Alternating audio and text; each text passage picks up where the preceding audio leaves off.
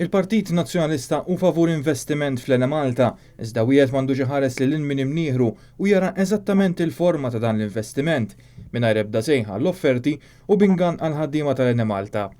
Dan qalu l-kap tal-Partit Nazzjonalista Simon Busuttil il-ġimgħa filgħaxija fuq il-Fosos tal-Furjana meta kien intervistat mill-editur maniġerjali ta' Media Today Xavier Malzahn bħala parti mill-attivitajiet biex ifakru l-indipendenza ta' Malta.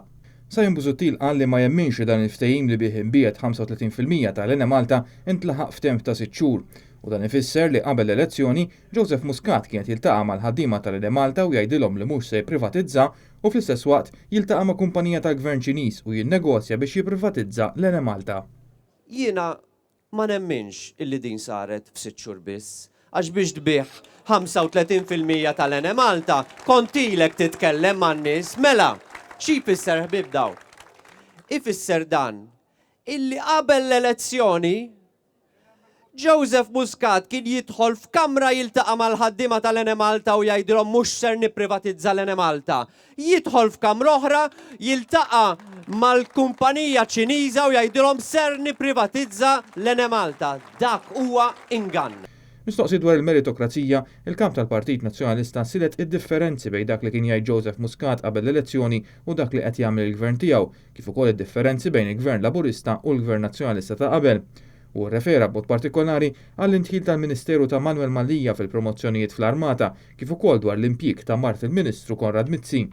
Mela mhuwiex skandalus illi jinħattru 4 maġġuri u jingħataw promozzjoni għal logotenenti kurunelli.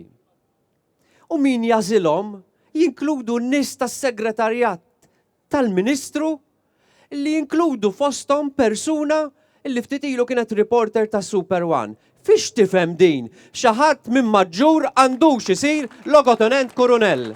X'nuqqas ta' serjetà? X'nuqqas ta' serjetà?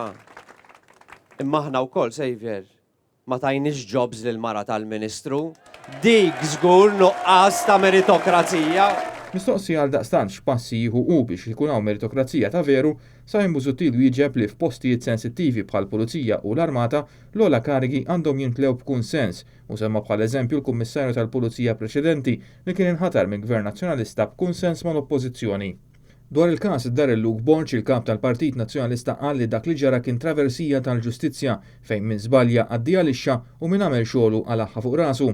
Simon Busuttil qal li meta fil-kwistjoni daħlu l-Kummissarju tal-Pulizija Peter Paul Zammit u Chief of Staff tal-Ministeru Silvio Cerri, il-kwistjoni saret waħda politika u der li dan l-ispettur qed jiġi kastigat politikament. U staqsab li Madrid il-Kummissarju tal-Pulizija qabad u daħal fil-logs tat-telefonati ta' vittma. X'kellu jidħol fiha il-Chief of Staff tal-Ministru tal-Intern illi jibgħat għall-vittma, jibgħat għalih fil-preżenza ta' kriminal. Umbat il-bravu ta' kummissarju tal-Pulizija maħtur mill-Gvern Laburista li għandna. Joħroġ jgħidilna jiena iċċekkjajt il-calls tiegħu fuq il-mobile u sibt li hu kien ċempel lill-Ministeru mhux u jiena ngħidlu lill-Kummissarju tal-Pulizija min tak il-permess tidħol fil-log tal-mobile tal-vittma. Tal-vittma. Il-liġi ma tikx permess tagħmel dan l-affarijiet. Matul l-intervista kienu trattati suġġetti oħra fosthom il-kaċċa, fejn Simon Busuttil qal li gvernijiet nazzjonalisti innegozjaw biex tinżamm kaċċa fir-rebbija li tkun qasira u kontrollata. Fuq in-naħa l-oħra kien hemm ambjentalisti li jridu jwaqfuha għal kollox u l-Partit Laburista li kien qed iwiegħed free for all. Dan tal-aħħar hu perikolus ħafna sostna Simon Busuttil u jista' jfisser li jintilef dak li kien negozjat.